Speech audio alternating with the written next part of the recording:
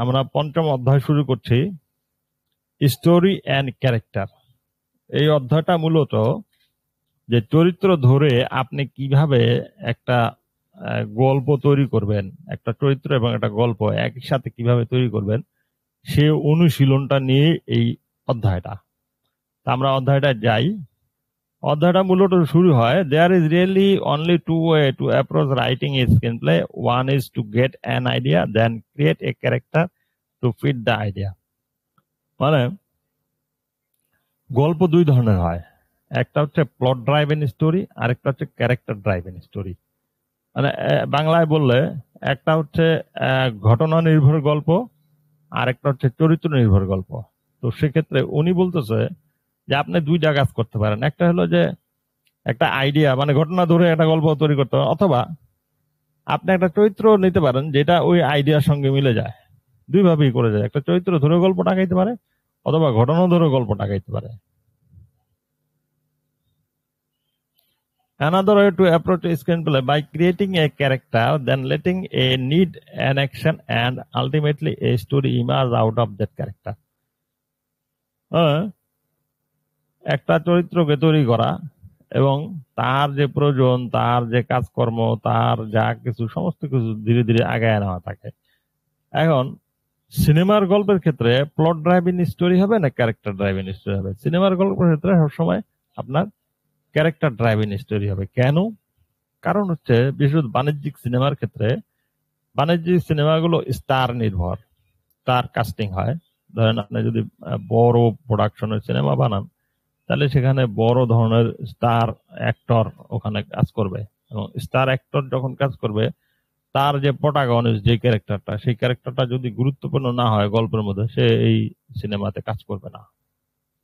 সুতরাং আপনি যদি ঘটনা নির্ভর গল্প বানান এবং সেই গল্পটা নিয়ে যদি কোনো স্টারকে দেন যে ভাই এইরকম অনেকগুলি চরিত্রের গল্প, তাহলে সে সম্ভবত ওইটাতে কাজ করবে না। তার মানে আপনি যদি স্টার সিস্টেমে ঢুকতে চান তাহলে আপনাকে সবসময় ক্যারেক্টার ড্রাইভিং স্টোরি করতে হবে। তাই create a character, you will create a story. মানে আমরা এই কাজটা এখন করব যে একটা চরিত্র বানাবো এবং একটা গল্প হয়ে যাবে। মানে চরিত্র বানাইতে বানাইতে গল্প হয়ে যাবে। কিভাবে হবে জিনিসটা? সেই জিনিসটা হবে এইভাবে, লেটস ক্রিয়েট এ ক্যারেক্টার। মানে উনি একটা ক্লাসের বর্ণনা দিছে, ওনার ছাত্ররা বসে আছে এবং সেইখানে উনি বিভিন্ন প্রশ্ন করতেছে। আমরা প্রশ্নগুলি দেখি এবং উত্তরগুলি দেখি, তাহলে আমরা নিজেরা বুঝতে পারবো যে ওনারা আসলে একটা চরিত্র কিভাবে বানালেন এবং সেই চরিত্রটা বানাতে বানাতে কিভাবে গল্পটা ঢুকে গেলেন। হ্যাঁ, তাহলে উনি প্রথমে বলতেছে যে কি প্রথমে চিন্তা করলো যে লোকেশনটা কোথায়, মানে এই গল্পের যে চরিত্রটা সে কোথায় থাকে। ওনারা ডিসিশন নিল যে বোস্টনে থাকে। ফাইন। তারপরে সিদ্ধান্ত এটা কে, এটার মানে জেন্ডার কি। তারপরে সিদ্ধান্ত এটা জেন্ডার হচ্ছে একটা ওমেন, এই যে এ ওমেন ফ্রম বোস্টন। আচ্ছা, তারপরে সিদ্ধান্ত নিল যে তার বয়স কত। ঠিক আছে, তারপরে একজন বললো যে এটা 24 বছর। তারপরে সিদ্ধান্ত নিল when you are writing a spell, you are writing it for someone, for a star, someone who is bankable. মানে আপনি যখন একটা ক্যারেক্টার বানাচ্ছেন, এই ক্যারেক্টারটা কোনো না কোনো অভিনেতাকে নিয়ে বানাচ্ছেন, এটার মধ্যে কেউ তো অভিনয় করবে। সুতরাং সেই অভিনেতাকে আগে চিন্তা করেন যে কাকে নিবেন, ওর উপযোগী বয়সটা দেন। সেই ক্ষেত্রে উনি বলল যে বয়সটা আমরা 30-এর কম রাখছি। হ্যাঁ, ওই কাদের নিবে, জুলিয়া রবার্টস, ক্যামেরন ডায়াজ, চার্লিস থ্যারন বা নিকোল কিডম্যান, এদেরকে উনি ভাবছেন। আচ্ছা, হোয়াটস হার নেম, তার নামটা কি? তার নামটা এখন তারা নির্ধারণ করো সারা। ফাইন। তো সারা পুরো নামটা কি? সারা টাউনসেন্ড, এই পুরো নাম। আমরা নাম পেয়ে গেলাম।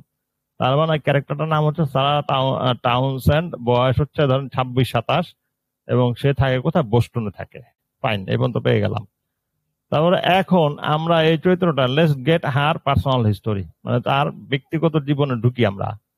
ব্যক্তিগত জীবনে প্রথমেই যেটা হবে, তার বাবা মার জায়গায় ঢুকতে হবে। হোয়াটস অ্যাবাউট হার প্যারেন্টস, মানে তার বাবা মা কি করে, who is her father.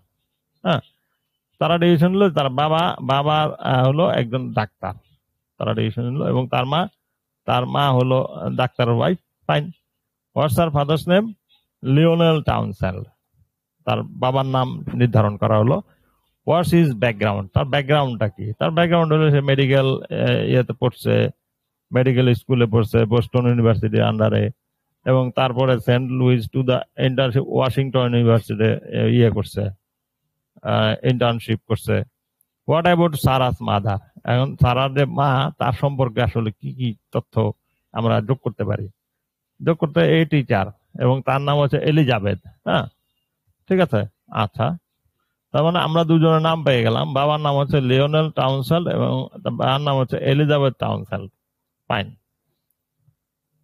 When did Sarah's parent get married? কখন তাদের বিয়ে হয়েছিল? মানে সারা হওয়ার আগে তো তাদের বিয়ে হয়েছিল। কখন বিয়ে হয়েছিল? এবং তা বলছে যে তারা 70 সালের দিকে তারা মানে তাদের দেখা হয়, যখন ভিয়েতনাম যুদ্ধ চলছিল, এবং তারপরে তারা বিয়ে করে। মানে প্রায় 30 বছর আগে তারা বিয়ে করে। আচ্ছা, মানে গল্প শুরু যখন হচ্ছে তার থেকে 30 বছর আগে তারা বিয়ে করে। হ্যাঁ। What's the relationship between mother and father? মানে মা বাবার সম্পর্ক কেমন? আছে, ভালোই, খারাপ না। হ্যাঁ। তো সারা তাদের রাশিটাও পর্যন্ত, সারাজ মাদার হচ্ছে ক্যাপ্রিকন মকর রাশি, এবং আর ফাদার লিব্রা মানে তুলা রাশি। কখন, ওয়েন ওয়াজ সারা বর্ন? সারা কখন জন্ম নিল? আর্লি অর মিড 70, মানে 70 সালের আশেপাশে তার জন্ম হইল, সারার জন্ম। আচ্ছা, তো does she have any brother or sister? No, she is an only child, মানে তার আর কোনো ভাই বোন নাই। হ্যাঁ। তো এখন many answer, if you don't agree with them change them to create your own character. মানে যদি আপনার মনে হয় যে না ভাই বোন থাকবে, ভাই বোন দিতে পারেন এখানে। What kind of childhood did she have? যেহেতু ভাই বোন নাই, লোনলি ছিল ছোটকালে, তাই না? What the relationship between Sarah and her father? বাবার সাথে তার সম্পর্ক কেমন ছিল, মায়ের সাথে তার সম্পর্ক কেমন ছিল? এবং আমরা তো একটা জিনিস খুব সুন্দরভাবে জানি যে বাবার সাথে বাচ্চাদের সম্পর্কের চেয়ে মায়ের সাথে বাচ্চাদের সম্পর্ক বেশি ঘনিষ্ঠ হয় সবসময়। সবারই তাই হয়, মায়ের সাথে ঘনিষ্ঠতা বেশি থাকে। এখানেও তাই হওয়ার কথা। এডুকেশন। হ্যাঁ, এবং এই ফ্যামিলিটা আমরা বলতেছি টাউনসেন্ড ফ্যামিলি, তাই না? আচ্ছা, তারপরে there's a lot of discussion about this. I explain that when you are creating a character, you have to compile nuances that you can either use or not. মানে আপনি যখন একটা চরিত্র তৈরি করবেন তখন অনেক ধরনের তথ্য আপনাকে জোগাড় করতে হবে, যেগুলো হয়তো কাজে লাগবে না। I tell the class this exercise is based on trial and error, মানে এটা ভুল হবে, শুদ্ধ হবে, হ্যাঁ, এরকম ভাবে যাবে। We are going to use that works and discard what does not. হ্যাঁ, যেটা কাজে লাগানো সেটা কাজে লাগাবো, যেটা লাগানো না দরকার সেটা ফালাই দিব। She might tell her daughter you can never trust a man. এখানে বলতেছে তার মা তার মা তার মা তার মা হ্যাঁ কি চিন্তা করছে, তার মানে মেয়েকে কি শিখাচ্ছে? তার মেয়েকে শিখাচ্ছে you can never trust a man. মজা করে বলছে এটা, মানে মেয়েকে মা যে এইসব জিনিসগুলি শিখায় সেই জিনিসগুলি শিখাচ্ছে। ঠিক আছে। Perhaps at an early age, Sarah expressed the desire to become a doctor. হ্যাঁ, কল্পনা করছে যে হয়তো বা অল্প বয়সে সে হয়তো ডাক্তার হতে চেয়েছিল তার বাবার মতো। And her mother cautioned her against that, saying it's a long, tough grind, মানে খুবই কঠিন কাজ, সুতরাং ডাক্তার হওয়া। হ্যাঁ, তারপর কি হলো? She made good grade without having to work very hard for them. আচ্ছা, হ্যাঁ, she had many friends and was a leader in rebelling against many of the school's restrictive policies. Her music taste became eclectic.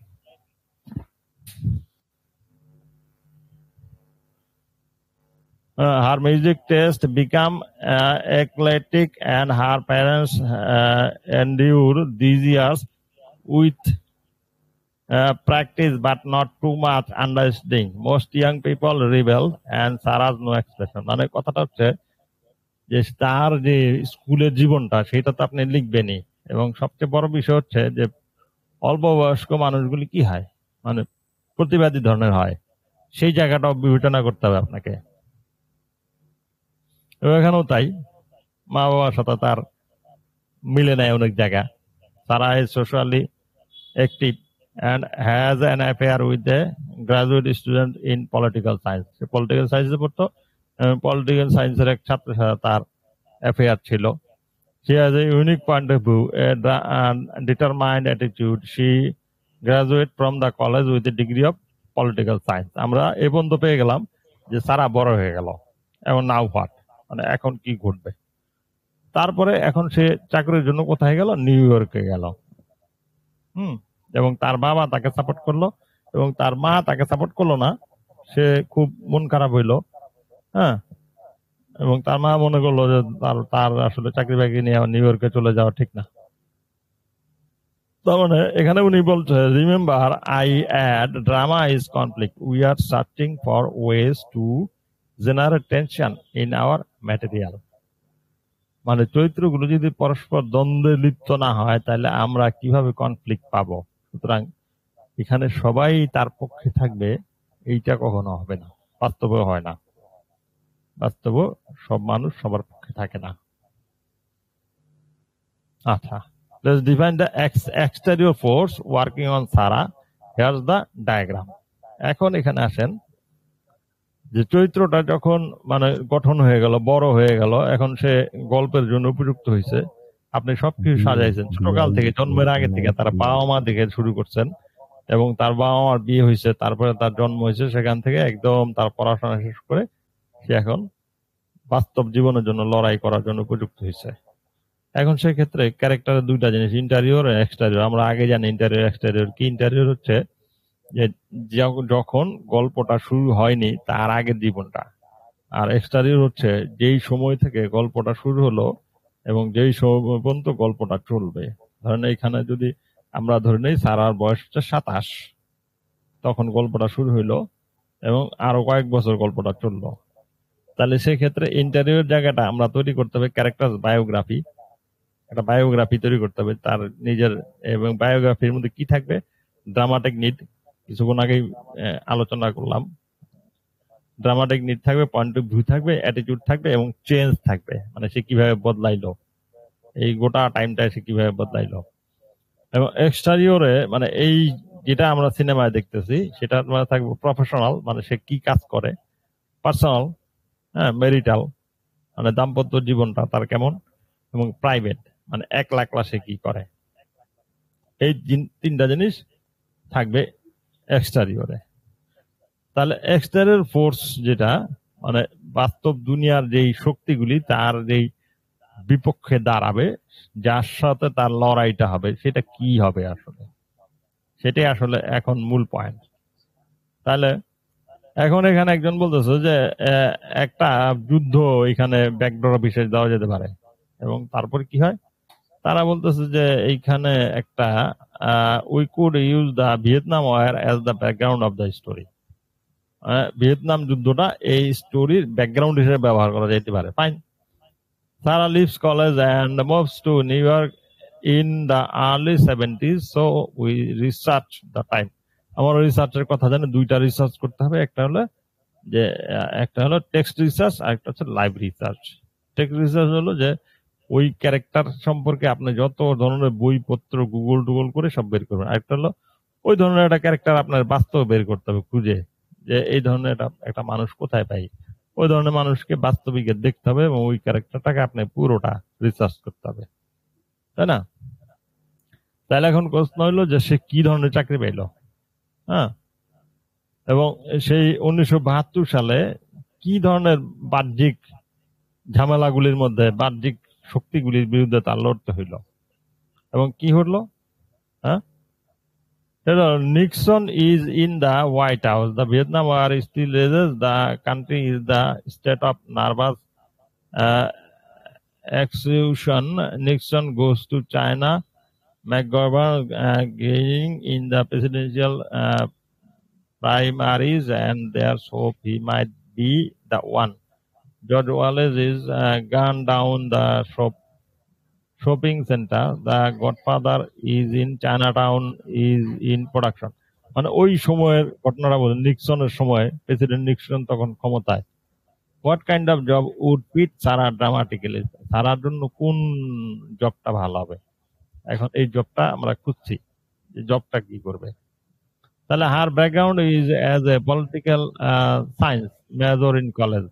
It gives her parents sometimes to disapprove of both of them. We are going after conflict. মানে বাবা মা কিন্তু ওই সাবজেক্টটা পছন্দ করেনি, specially হ্যাঁ মা পছন্দ করেনি। হুম তাহলে এখন কি হলো, searching for a theme, a dramatic premise, something that will move Sarah in the particular direction to generate a dramatic action. তাই না, একটা ড্রামাটিক অ্যাকশন তো আমার লাগবে। The subject of his screenplay, remember, is an action and a character. We have got the character, now we have got to find the action. মনে আছে যে সাবজেক্টের ক্ষেত্রে আমরা বলছিলাম কি, যে সাবজেক্টে দুইটা জিনিস লাগে, একটা হলো অ্যাকশন, একটা হচ্ছে ক্যারেক্টার। অ্যাকশনটা আবার দুইটা, একটা হচ্ছে ফিজিক্যাল, একটা হচ্ছে ইমোশনাল। আমরা বলছি যে ইমোশনাল অ্যাকশনটা আপনার ফিজিক্যাল অ্যাকশনগুলি তৈরি করে, তাই না, এবং ড্রামাটিক নিডটা ক্যারেক্টার অ্যাকশনগুলি তৈরি করে, তাই না, এটা পরিষ্কার থাকতে হবে। তাহলে এখন এইটুকু জায়গা চিন্তা করে আমরা এখন কিভাবে বানাইলাম জিনিসটা, এই চারটা জিনিস ভেবে আমরা কিভাবে বানাইলাম জিনিসটা। New York 1972, the election, Nixon versus McGovern. Sarah Townsend is working for the McGovern campaign as a paid staff. মানে ওই যে ম্যাকগভার্ন যে দাঁড়াইছিল নিক্সনের বিরুদ্ধে, তার যে প্রচারণা সেইখানে সে এক যোগ দিল স্টাফ মেম্বার হিসেবে, তাই না। What does Sarah discover about politics from her experience in the campaign? তারপরে এই রাজনীতির এই জায়গাতে ঢুকে সে কি এক্সপিরিয়েন্স অর্জন করলো। হ্যাঁ, এখানে বলতেছে যে remember, we are building a character, creating context and content, searching for the story that will soon appear. Create a character and a story will emerge. মানে আমরা একটা চরিত্র তৈরি করতেছি, সুতরাং ওই অবস্থা থেকে কি কি হইতে পারে এটা আমার ভাবতে হবে। ভাইবা কি হইলো শেষ পর্যন্ত, ওই সময় একটা ঘটনা ঘটছিল, ওয়াটার গেট কেলেঙ্কারি। ওয়াটার গেট কেলেঙ্কারিটা কি? ওয়াটার গেট কেলেঙ্কারি এটা হইলো যে নিক্সন ওই তার বিপক্ষ দলের ইয়ের মধ্যে, অফিসের মধ্যে একটা রেকর্ডার লাগাইছিল, যেখান থেকে সে গোপনে তাদের সব সলা পরামর্শ শুনতে পাইতো। হ্যাঁ, ও ওয়াটার গেট অফিসটা ছিল, এই জন্য ওটার বলে ওয়াটার গেট কেলেঙ্কারি।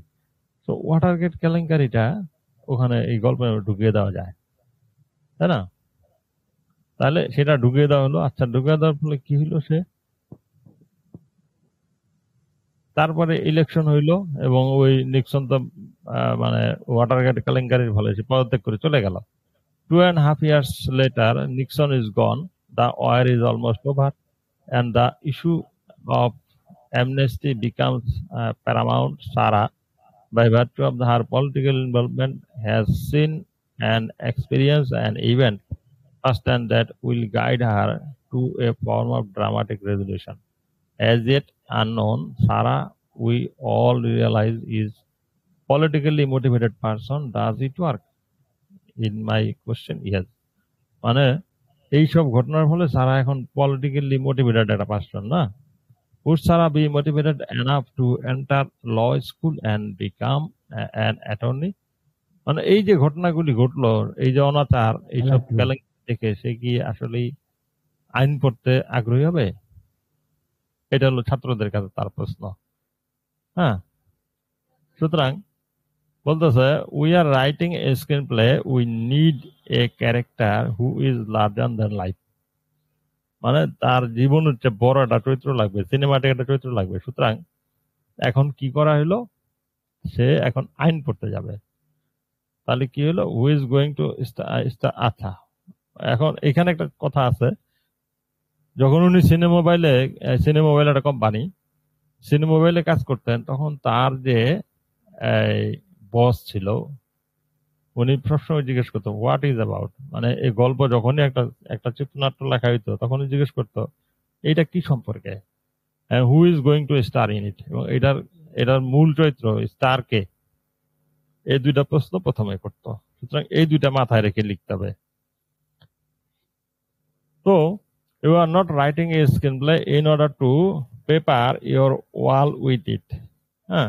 You are writing it, I hope, to sell and to do what you need to name a star, especially in today market.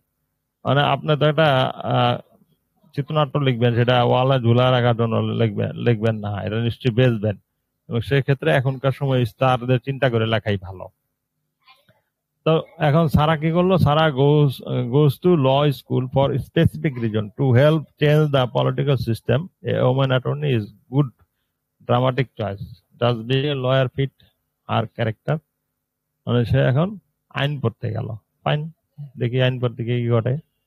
A woman from Boston remarks that Sarah could be involved in the bullying issue. It is very good idea. We are looking for a dramatic premise. Remember something that will trigger a creative response, a hook. Sarah could be working in military law to aid the draft register.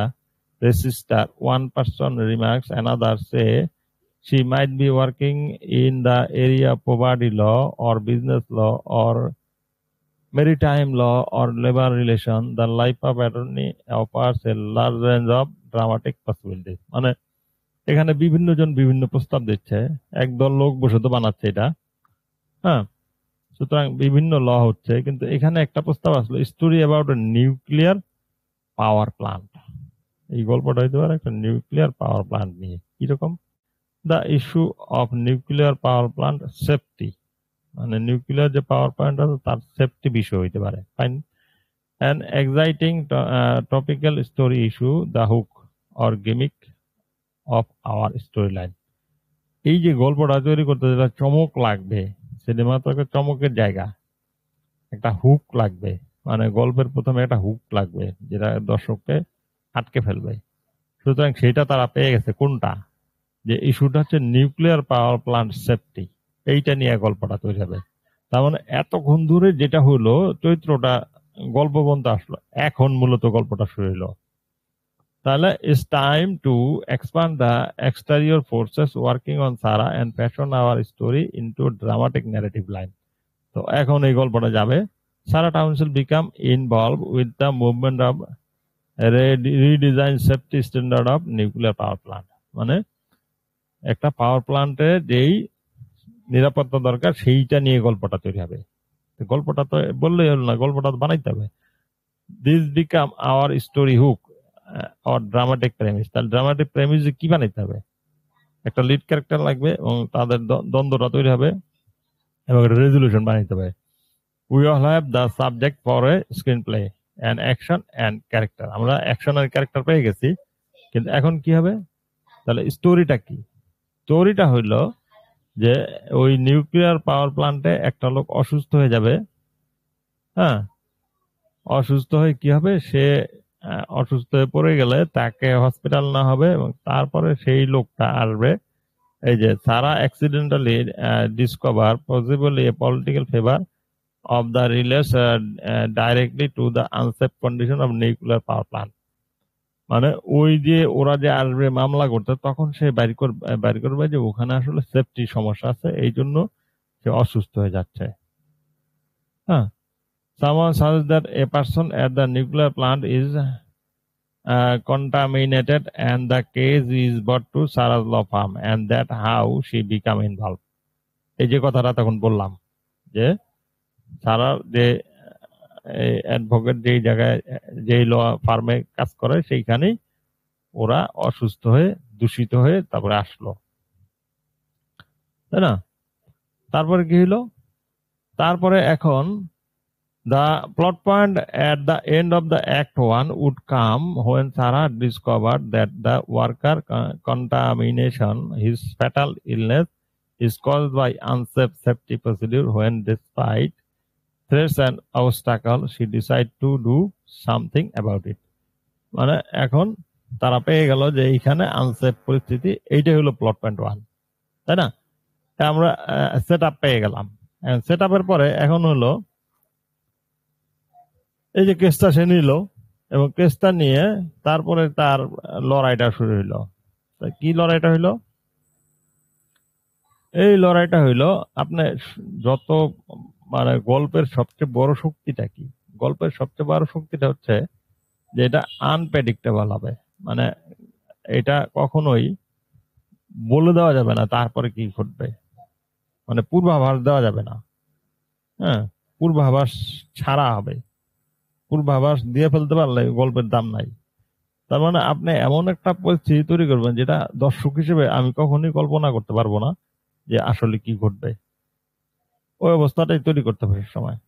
এবং এখানে উনি কিছু প্রস্তাব দিছে যে সারা প্রথমত হইলো ওইখানে যার ইউনিয়নের ওরা হয়তো সারা যে মহিলা এই জন্য তার উপর নির্ভর করতে চাইল না, তাদের মধ্যে ভাগ হয়ে গেল। তারপরে তাদের বোঝায় টোঝায় তারা ম্যানেজ করলো।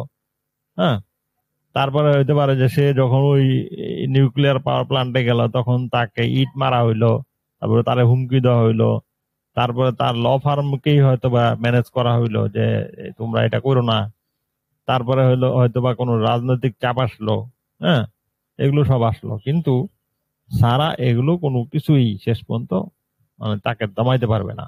গল্প মানে সিনেমাটিক গল্পের একটা বড় বৈশিষ্ট্য হচ্ছে ক্যারেক্টার যদি দমে যায়, মানে আপনার প্রোটাগনিস্ট যদি দমে যায় তাহলে কিন্তু বিপদ হয়ে যাবে। তার মানে আপনার প্রোটাগনিস্টকে দমায় ফেলবে এমন ক্যারেক্টার নিলে হবে না, তাই না? Sarah uncovering the political connection becomes the plot point, the end of the act one. হ্যাঁ, আচ্ছা, ফাইন। তারপরে অবস্টাকল শুরু হলো, নানা ধরনের বাধা বাধা বাধা। এবং এখানে আরেকটা জিনিস আছে, perhaps he involved with the recently separated or divorced attorney with children. Their relationship becomes strained. He thinks she crazy, paranoid, hallucinating, and they may not be able to keep it together under the pressure of what she going through. If need be, here's where we can write a 2 pages essay about Sarah's relationship with men. মানে ওই যার সাথে সম্পর্ক ছিল দেখা গেল সে নিজেই একসময় এই সারার এই আচরণে এই যে এইটার মধ্যে মানে ঘাড় ব্যয় করে লেগে আছে, এই জন্য বিরক্ত হয়ে তাকে ছেড়েই চলে গেল। হ্যাঁ, she will experience conflict and resistance from member of her law firm. তাই না? তার নিজের ল ফার্মের লোকজনই তার বিরোধিতা করতে পারে এক সময়, তাই না? তো এই বাধা বাধা বাধা বাধা হইতে হইতে শেষ পর্যন্ত কি হবে, তার মা বাবাও তার সাথে ডিসএগ্রি হইতে পারে, তাই না? The only people who will support and help her are the people who work at the nuclear power plant. যারা ওই নিউক্লিয়ার পাওয়ার প্ল্যান্টে কাজ করে তারাই শুধু তাকে হেল্প করতেছে, আর কেউ হেল্প করলো না। তাহলে প্লট পয়েন্ট 2 তে কি ঘটবে? It must be some kind of incident, episode or event, remember, that hooks into the action and spin it around another direction. Perhaps the reporter comes to her with the definite proof that there's some kind of political link involving many officials. She has the fact in her hand. What is she going to do about it? হ্যাঁ, তারপর কি হলো ওই plot point 2 তে, হ্যাঁ, রেজলিউশনের আগে বের হয়ে গেল একজন সাংবাদিক, সে বের করে দিল যে এটার সাথে কোনো রাজনৈতিক লোকজন এবং ওখানে যারা কাজ করে তারা জড়িত আছে, তারা মিলে এই কাজটা করছে। ঠিক আছে, এবং তারপরে মামলা হইলো। তারপরে ওই plant is closed until new safety standard are establish. হ্যাঁ, যতক্ষণ পর্যন্ত সেফটি স্ট্যান্ডার্ড না তৈরি হলো ততক্ষণ পর্যন্ত বন্ধ হয়ে গেল। Sarah is congratulated on her persistence, courageous and victorious stand. মানে সারা জিতে গেল মামলায়, ঠিক না? Resolve your stories any way you want, but be true to your story and character. If possible, look for the positive, uplifting aspect of the story. মানে আপনি সোজা কথা হচ্ছে আপনার গল্পের শেষটা পরিণতিটা নানাভাবে হইতে পারে, কিন্তু আপনাকে সত্যিকার অর্থেই আপনার গল্প এবং চরিত্রের সঙ্গে লেগে থাকতে হবে এবং look for the positive, uplifting, এবং সেটা পজিটিভ ভাবে শেষ করতে হবে। মানে জীবনের জয় গান গাইতে হবে। আসলে সিনেমা সবসময় তাই করে। We have an interesting main character. এখন আমরা পুরোটা মিলাচ্ছি, এতক্ষণ যে আলোচনাটা করলাম এটা মিলাচ্ছি। তাহলে we have an interesting main character Sarah Townsend, and an action uncovering a political scandal involving a nuclear power plant, we have the 4 points needed to anchor our storyline. The ending, Sarah exposing the political corruption, and the beginning, a nuclear power plant workers become contaminated. Plot point 1 is when they discover the unsafe condition, and there is a good source of potential conflict in Act 2. The plot point at the end of the Act 2 comes when Sarah finds the proof that there is a definite political link to the unsafe condition at the plant. মানে সারা টাউনশিলের এই গল্পটা আমরা কি পাচ্ছি যে একটা nuclear power plant যেটা মানে আনসেফ অবস্থায়, এবং এইটার জন্য একটা পলিটিক্যাল লোকজন জড়িত আছে এটার সাথে। এবং আমরা এই গল্পটা বানানোর জন্য 4টা জিনিস পাইছি। গল্পটা শেষ হবে কোথায়? গল্পটা শেষ হবে যখন তারা ওই পলিটিক্যাল করাপশনটা, দুর্নীতিটা যখন প্রকাশ করে দিতে পারবে। এবং শুরুটা হবে কোথায়? শুরুটা হবে যখন ওই নিউক্লিয়ার পাওয়ার প্ল্যান্টে শ্রমিকরা অসুস্থ হয়ে পড়ে যাবে। এবং প্লট পয়েন্ট 1টা কোথায়? যে শ্রমিকরা অসুস্থ হচ্ছে, এটার কারণটা কি এটা যখন বের করতে পারবে, যে আনসেফ কন্ডিশনের জন্য। এবং প্লট পয়েন্ট 2টা কখন হবে? যখন বের হবে যে আনসেফ কন্ডিশনটা আসলে মূলত একটা রাজনৈতিক কানেকশনের জন্য হয়েছে। এই 4টা পয়েন্ট পাওয়া গেল এই গল্পের। As I said at the beginning of the chapter, there are 2 ways to approach writing your screenplay. One is to create an idea and then create your character and pour your character into an action. হ্যাঁ, তাই না? মানে একটা হলো plot driven story, মানে ঘটনা ধরে ধরে গল্প লিখবেন, আর একটা হচ্ছে ক্যারেক্টার ড্রাইভেন স্টোরি। সুতরাং এখানে কি করা হলো? এখানে ক্যারেক্টার ধরে ধরে গল্পটা তৈরি করা হলো। আচ্ছা, আমরা শেষ করার আগে আপনাদের কিছু কৌশল বলে দিই, আমি কিছু কৌশল বলে দিই। সেটা হলো যে আপনি যখন ক্যারেক্টার ড্রাইভিং স্টোরি করবেন, তখন ক্যারেক্টার প্রথম হচ্ছে যে নাম, তারপরে হচ্ছে বয়স, তারপর হচ্ছে তার জেন্ডার, তারপর হচ্ছে তার শিক্ষাগত যোগ্যতা, তারপরে তার বাবা মা থেকে শুরু করবেন। বাবা মার পরে তাদের বিয়ে হইলো, তারপরে তার জন্ম হইলো, এবং আপনি ইচ্ছা করলে তাদের নানা নানি দাদা দাদি থেকেও শুরু করতে পারেন। এবং তারপরে হলো তার ভাই বোন কয়টা সেটাও করতে পারেন, তার কাজিন কয়টা সেটাও করতে পারেন। তারপরে হচ্ছে সে যখন স্কুলে গেল, তার ফ্রেন্ড, ক্লাসমেট, টিচার, এগুলো করতে পারেন। হ্যাঁ, এগুলো কারা হবে এটা হইতে পারে। তারপরে তার যদি প্রেমের সম্পর্ক হয় তাহলে সেটা হইতে পারে, দাম্পত্য সম্পর্ক হইতে পারে। তারপরে হইতে পারে সে যখন চাকরি নিল, কাজ নিল, তার বস লাগবে, কলিগ লাগবে। এবং তারপরে সে যখন বিয়ে করলো, তার সন্তানাদি হবে, বা সে যদি বুড়া হয়ে যায় তাহলে তার নাতিপুতি হবে, না? এবং এই যে গল্পটা বানাবেন, এই গল্পটার পিছনে একটা ব্যাক স্টোরি অবশ্যই লাগবে, মানে ইমোশনাল লাইফ লাগবে, একটা রিলেটেড পাস্ট লাগবে। এবং একটা গল্পটা যে শুরু হবে, যেখানে হলো প্লট পয়েন্ট 1, সেখানে আপনার লাগবে হলো একটা কনফ্লিক্ট লাগবে, এক্সটেরিয়র একটা ফোর্স লাগবে, না? একটা এক্সটেরিয়র ফোর্স লাগবে, এবং একটা ড্রামাটিক প্রেমিস লাগবে, যে what is about, who is going to star on it. এই 2টা কোশ্চেন হলো সবচেয়ে বড় কোশ্চেন। আচ্ছা, এর পাশাপাশি আরেকটা কৌশল হলো, আপনি যদি ক্যারেক্টার যদি না বুঝেন, যে ভাই আমি তো আসলে এত কিছু বুঝি না, অনেক কঠিন, কেমনে করবো ভাই, আমি তো আসলে বুঝি না, তো কিছু সহজ একটা উপায় আছে। ধরেন আপনি যখন চাকরি করতে যান, আপনি বায়োডাটা জমা দেন, তাই না? আপনি একটা বায়োডাটা জমা দেন। সুতরাং আপনি আপনার ক্যারেক্টারের চাকরির বায়োডাটা বানাই ফেলেন, যে আমার ক্যারেক্টারটা চাকরি নিতে গেলে একটা বায়োডাটা লিখবে, সেখানে কি কি লিখবে এইটা। আরেকটা বায়োডাটা আছে মানুষের লাগে, এটা হলো একটা বিয়ার বায়োডাটা। মানে বিয়ে করতে গেলে আমরা সাধারণত একটা বায়োডাটা তৈরি করি, সেখানে একটা ছবি টবি দিই, এবং সেখানে কিন্তু ওই শিক্ষাগত যোগ্যতা এবং ওই দক্ষতার চেয়েও পারিবারিক ব্যাকগ্রাউন্ডটা বেশি লেখা হয়। কোন মামা কোথায় কাজ করে, কোন চাচা কত ক্ষমতাবান, কোন মন্ত্রীর সাথে সম্পর্ক আছে, কোন এমপি তার কি হয়, তাদের আর্থিক অবস্থা কি, এই বিষয়গুলি। মানে তার মানে হলো, আমি বলতে চাচ্ছি আপনি একটা ক্যারেক্টারটার আপনি 2টা বায়োডাটা বানাবেন, একটা চাকরি বায়োডাটা, একটা বিয়ের বায়োডাটা। তাহলেই আপনি ক্যারেক্টার সম্পর্কে সব জেনে যাবেন।